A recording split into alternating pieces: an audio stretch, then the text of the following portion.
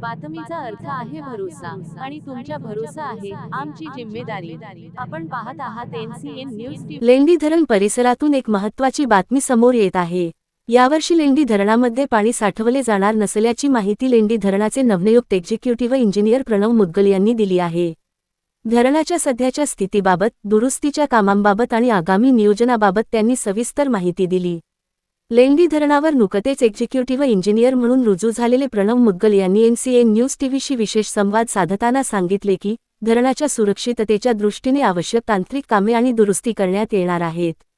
त्यामुळे यावर्षी धरणामध्ये पाणी साठवले जाणार नाही। नागरिकांनी तसेच शेतकऱ्यांनी याची नोंद घ्यावी, असे आवाहनही त्यांनी केले। यावेळी त्यांनी धरणाच्या देखभाल दुरुस्तीचे नियोजन, भविष्यातील कामांचा आराखडा, तसेच संबंधित विभागाकडून करण्यात येणाऱ्या उपाययोजनांबाबत माहिती दिली। धरण सुरक्षित आणि सक्षम राहावे, यासाठी प्रशासनाकडून आवश्यक ती सर्व पावले उचलली जात असल्याचेही त्यांनी स्पष्ट केले। लेंडी धरण परिसरातील नागरिक, शेतकरी आणि पाणी वापराशी संबंधित सर्व घटकांसाठी ही माहिती अत्यंत महत्त्वाची मानली जात आहे। यावर्षी पाणी साठवले जाणार नसल्याने त्याचा स्थानिक पातळीवर काय परिणाम होणार, याकडे सर्वांचे लक्ष लागले आहे। प्रणव मुद्गल यांची संपूर्ण विशेष मुलाखत पाहण्यासाठी हा व्हिडिओ शेवटपर्यंत नक्की पहा।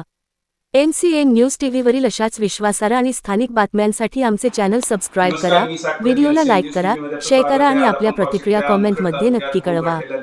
धन्यवाद। या संदर्भामध्ये एक महत्त्वपूर्ण बातमी देण्यासाठी आज आम्ही लाईव्ह या ठिकाणी पोहोचलेलो आहोत। ज्या ठिकाणी लेंडी धरणाचं काम चालू आहे, ज्या ठिकाणी मोठी पाळू या ठिकाणी माती आणि दगडाच्या कामाने तयार होत आहे। आणि आपण पाहू शकता, हा गेल्या वर्षी 2025 मध्ये ऑगस्टमध्ये या ठिकाणी मोठी अतिवृष्टी आणि ढगफुटी होऊन या ठिकाणी जीवितहानी झाली होती। बॅकवॉटरमुळे पूर्ण 12 गावामध्ये या ठिकाणी ढोरं, म्हशी, वासरे मोठ्या प्रमाणामध्ये वाहून जाऊन त्यांची जीवितहानी या ठिकाणी झाली, नागरिकांची जीवितहानी झाली आणि मोठ्या प्रमाणामध्ये लोकांना दुःख या ठिकाणी सोसावं लागलं। आणि आज आपण पाहू शकता, त्या एका गंभीर विषयानंतर मोठी या ठिकाणी घडामोडी घडलेत। त्याच्यानंतर आपण पाहू शकता, या ठिकाणी नव्याने रुजू झालेले एक्झिक्युटिव्ह इंजिनियर साहेब प्रणव मुद्गल साहेब, ते या ठिकाणी नव्याने रुजू झाले। त्यांच्याकडे हा चार्ज हँडओव्हर करण्यात आलेला आणि आज त्यांची पहिली प्रतिक्रिया घेण्यासाठी आम्ही आज या ठिकाणी पोहोचले आहोत। आपण पाहू शकता, जून महिन्याचंही या ठिकाणी मान्सून पूर्व तयारी या ठिकाणी धरणामध्ये कशा पद्धतीने चालू आहे आणि त्याच्यानंतर जे या ठिकाणी दारं, गेट आहेत कशा पद्धतीने बंद आणि चालू आहेत आणि येणाऱ्या भविष्य काळामध्ये जे या ठिकाणी अतिवृष्टी किंवा ढगफुटी झाली तर त्याची कोणती तयारी यांच्याकडून करण्यात आली आहे ते जाणण्यासाठी।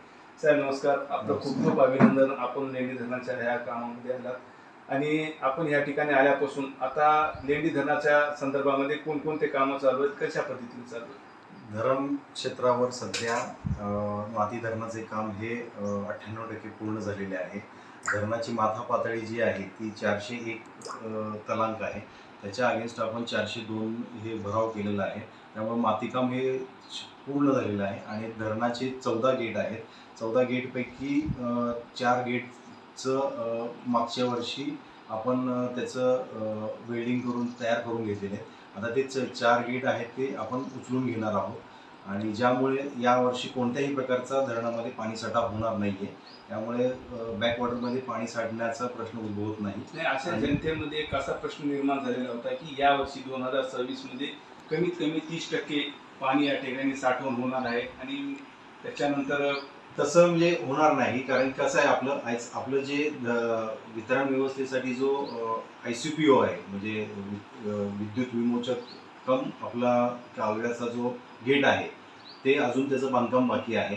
प्लस आपलं स्लुईस गेट जे आहे ते पण आपलं बांधकाम बाकी आहे, त्याची दारं टाकणं बाकी आहे आणि त्याचे जो तलांक आहे त्याच्या तलांक हा आपल्या खाली असल्यामुळे जे काही पाणी साठणार आहे ते जसं हे होईल, डिस्चार्ज होईल तसं ते रिकामच राहणार आहे डॅम। त्यामुळे धरणामध्ये कोणत्याही प्रकारचा पाणीसाठा होणार नाही। तर या ठिकाणी एकूण 12 गाव पुनर्वसित झालेले आहेत आणि त्यांची या ठिकाणी जी नागरिक सुविधा आहेत ते आतापर्यंत पूर्ण झाले नाहीत। अनेक ठिकाणी नागरिक ह्या धरणातून स्थलांतरित झालेले आहेत, पुनर्वसनाच्या ठिकाणी जाऊन राहायला तयार आहेत, परंतु त्या ठिकाणी कोणतीही सोयीसुविधा नसल्यामुळे नागरिक हे विस्कळीत झाले आहेत। त्यांचा मोठा संताप या ठिकाणी उद्रेक झालेला आहे। त्यांच्याकडे पाण्याची सोय नाही, रोड, नाली, अनेक नागरिक सुविधा त्यांना मिळत नाही। त्याच्यासाठी आपण कशा पद्धतीने पाठपुरावा करणार? आपल्या बहुतांशी ज्या पुनर्वसन कायद्यानुसार ज्या नागरी सुविधा आहेत त्या बहुतांशी पूर्ण आहेत आणि 6 गावांचं पुनर्वसन गावठाण आम्ही जिल्हा परिषदकडे हस्तांतरित पण केलेलं आहे. आता सध्या परिस्थिती आमचे 3 गावठाणमध्ये काम प्रगतीपथावर आहे आणि ते लवकरात लवकर आम्ही पूर्ण करून त्याचं प्लॉट वाटप पण करण्याचं आमचं नियोजन आहे. जे मूळ मालकदार आहेत या ठिकाणी खातेदार आहेत त्या लोकांना एक एकच भूखंड मिळालेला आहे, त्यांना एक अजून भूखंड सुद्धा मिळालं नाही. ज्या लोकांची अपेक्षा अशी आहे की त्यांना वाहतूक भत्ता लवकरात लवकर मिळावं, ते वाहतूक भत्त्याचा सुद्धा विषय निघत नाही. आणि जे लोक या ठिकाणी नवीन पिढी आहे ज्यांना स्वच्छ पुनर्वसन पाहिजे किंवा त्यांना वाढीव अनुदान पाहिजे, ते लोक सुद्धा या ठिकाणी मोठे अडचणीत आहेत. त्यांच्यासाठी काय पाठपुरावा? आता जे आमच्या शासनाच्या धोरणानुसार आणि जे प्रचलित नियम जे आहेत त्याच्यानुसार आपला पुनर्वसन कायदा आहे त्याच्यानुसार जे काही घालून दिलेलं आहे, निर्दिष्ट करून दिलेलं आहे, त्याच्यानुसार आम्ही तो प्रस्ताव तयार करून तो शासनाकडे आम्ही पाठवलेला आहे आणि त्याच्यावर पाठपुरावा चालू आहे. आणि काही धोरणात्मक बाबतीबाबत शासन स्तरावर निर्णय होऊ शकतो, आम्ही त्याचा पाठपुरावा करू. 5 गाव आपण म्हणलात की या ठिकाणी जिल्हा परिषदकडे हस्तांतरित करण्यात आले, परंतु त्या 5 गावाला आतापर्यंत नमुना नंबर 8ची तयारी नाही. ते हस्तांतरित केलेले गाव मुखेड तालुक्यातून देगलूर तालुक्यामध्ये आलेले, तर त्यांना देगलूर तालुक्यामध्ये हस्तांतरित करण्यासाठी ग्रामपंचायत सुद्धा हस्तांतरित करण्यात आले नाही. त्याच्यासाठी काय पाठपुरावा चालू आहे? आता आम्ही त्याच्यामध्ये महसूल विभागाशी कोऑर्डिनेशन करून आम्ही जे काय त्यांच्या अडचणी आहेत ते दूर करायचा प्रयत्न करू. आपल्या धरणाचे क्षेत्रफळ कसं आहे सर? आता ह्या ठिकाणी जे नॅशनल उदगीरपासून ते 63 रोड देगलूरकडे जात आहे, ते या ठिकाणी धरणाच्याच जागेतून जात आहे का त्याच्या पलीकडून आहे? नाही, कुठल्याही प्रकारचं धरणाच्या पाण्यामुळे राष्ट्रीय महामार्ग बाधित होणार नाही. त्यानुसार आम्ही त्यांच्याशी कम्युनिकेशन करून त्याबाबत काळजी घेण्याबाबत त्यांना आम्ही कळू.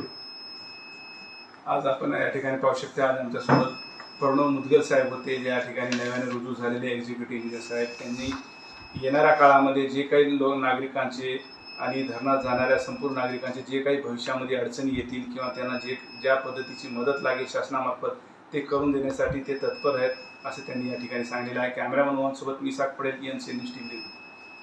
नमस्कार, मी इसाक पटेल, एनसीएन न्यूज टीव्हीमध्ये आपलं स्वागत आहे. आपण पाहू शकता आम्ही नांदेड जिल्ह्यातील मुखेड तालुक्यामध्ये होऊ घातलेला लेंडी धरणाची आज महत्त्वपूर्ण बातमी देण्यासाठी आज आपण या ठिकाणी उपस्थित झाले आहोत. आज आपण पाहू शकता गेल्या वर्षी 2025मध्ये या ठिकाणी मोठी जीवितहानी या धरणामुळे, या धरणाचे दारं बंद असल्यामुळे झाली होती. आणि यावर्षीसुद्धा आपण पाहू शकता या धरणाची कशा पद्धतीनं कामाला सुरुवात आहे आणि या ठिकाणी काय काय होतं आहे त्याच्या संदर्भामध्ये आज आम्ही एनसीएन न्यूज टीव्हीच्या मार्फत बातमी देण्यासाठी या ठिकाणी आम्ही उपस्थित झाले आहोत. मान्सूनपूर्व तयारी या ठिकाणी आपण पाहू शकता मिरज सुरुवात झालेली आहे 8 तारखेपासून आणि आज आपण पाहू शकता त्याच्यानंतर पहिला पाऊस या ठिकाणी काल या ठिकाणी पडलेला आणि त्या पावसाचं प्रतिसाद आपण पाहू शकता. या ठिकाणी या दारावाटे थोडंसं पाणी येत आहे. पुन्हा एकदा या ठिकाणी 1, 2, 3, 4, 5 दरवाजे या ठिकाणी बंद आहेत. 14 दरवाजेपैकी 5 दरवाजे या ठिकाणी लेंडी धरणाचे पुन्हा बंद आहेत आणि या ठिकाणी जर पाणी जास्त ढगफुटी या ठिकाणी अतिवृष्टी झाली तर अजून पुन्हा या ठिकाणी 100% तळं भरून मोठ्या प्रमाणामध्ये या ठिकाणी पाहू शकता जीवितहानी होऊ शकते किंवा या ठिकाणी अनेक खालच्या लोकांना सुद्धा मोठा त्रास याचा होऊ शकते. त्याच्यासाठी ज्या पद्धतीने त्या 9 दरवाजे वरी करण्यात आलेले आहेत तशाच पद्धतीने हे 5 दरवाजे सुद्धा वरी करण्यात यावे. परंतु या ठिकाणी पाहू शकता वरच्या बाजूला कोणतीही यंत्रणा दरवाजे वरी करण्याची लावण्यात आलेली नाही आणि ते दरवाजे अडकून या ठिकाणी खाली सोडण्यात आलेले आहेत.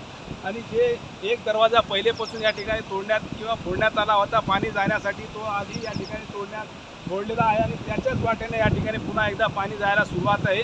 तर याच्यासाठी आपण पाहू शकता लेंडी धरणामध्ये जे काही या ठिकाणी कामाला सुरुवात आहे, ज्या पद्धतीने जे या ठिकाणी घडत आहे ते संपूर्ण माहिती एनसीएन न्यूज टीव्हीच्या माध्यमातून दरवर्षीप्रमाणे यावर्षीसुद्धा आपल्याला अचूक माहिती या ठिकाणी देत राहू आम्ही. आपण पाहू शकता या ठिकाणी अनेक जे या ठिकाणी पुनर्वसन आहेत, ज्या 12 गावापैकी 11 गावाचा या ठिकाणी मोठा प्रश्न या ठिकाणी निर्माण झालेला उद्भवलेला आहे. त्या ठिकाणी कोण्याही प्रकारचे सेवा शासनातर्फे पूर्णपणे त्या नागरिकांना देण्यात आलेली नाही. आणि आपण पाहू शकता गेल्या वर्षी अचानकपणे पाणी बॅकवॉटर झाल्यामुळे या ठिकाणी पाहू शकता 11 गावातील लोकांना मोठी या ठिकाणी जीवितहानी, त्यांचे ढोरं वासरं नागरिकांचे जीवसुद्धा या ठिकाणी गेलेला होता आणि ढोरं वासरंसुद्धा या ठिकाणी मोठ्या प्रमाणामध्ये जीवितहानी झाली त्यांची आणि त्यांना तुटपुंजा मुआवजा त्यांच्या सरकारकडून मिळालेला होता.